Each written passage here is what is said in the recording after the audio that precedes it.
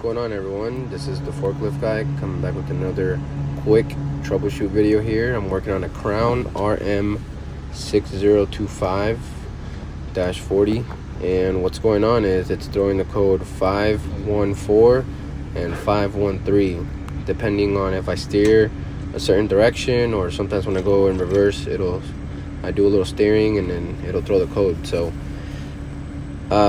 this is kind of gonna look like a mess, but I'll explain here in a second. So if we go down here to codes, and then now right here, you can see that we found the problem. But if you go down to code codes, the last one is 514, 513. Those all have to do with RS1.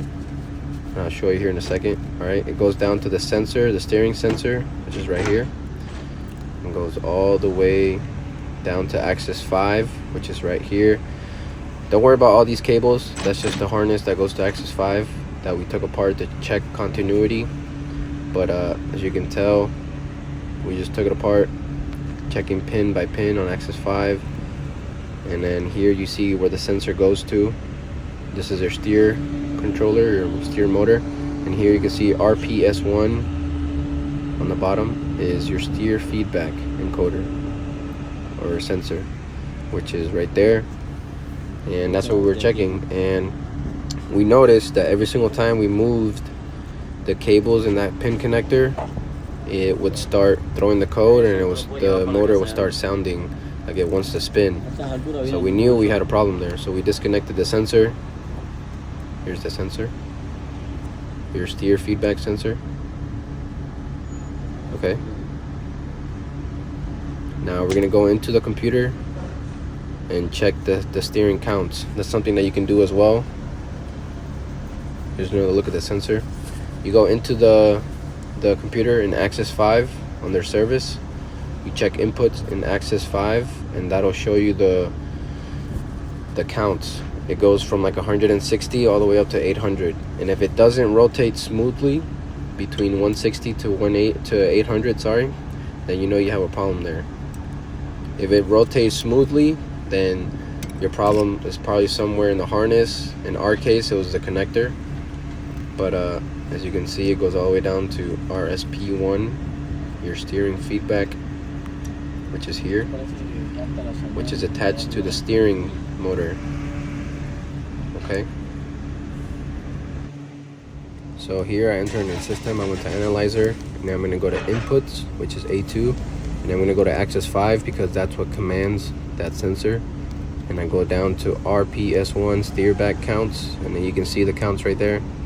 Remember, it goes from 160 something all the way up to 800. So make sure that when you get in there, the numbers are going up smoothly when you rotate the handle. So as you can see, every single time we move this side of the connector that goes to the steering back sensor, it starts wanting to move. So we know the problem's here. Now we start checking cable by cable to see which one is doing it. So the blue one does it. We move on to the next cable, and nothing. We move on to the red cable, and same thing, it does nothing. We move on to the next cable, nothing. Move on to the green cable and the white cable, and nothing. So we know the problem is in this blue cable. Now, more than likely, it just happens all the time, and something I remind you guys, always check the pins in the connectors. Before replacing any part or any sensor, check the pins. Okay, we're gonna we're gonna take out that yellow piece right there, that yellow weather stripping piece in there. We're gonna remove that cable pin to see what's going on in there. So now we're gonna remove that blue cable pin. So we start off by removing this orange piece that keeps the pins in place. All right, once we remove that blue cable, it's gonna be funny because you're gonna see my coworker's reaction when he figures out that the cable was damaged in the pin. And sometimes you can't even see it. It's stuff like this that, as a tech, you start laughing because sometimes you lose your head over simple things.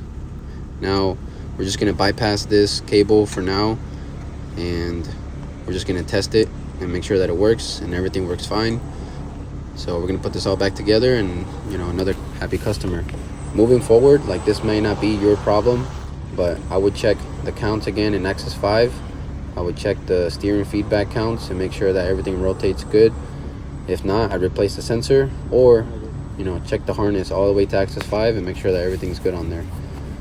Thank you guys for watching. Thank you for the support. Make sure you support the Patreon, and the link will be in the description. And let's keep making this a community where we all come together and help each other out.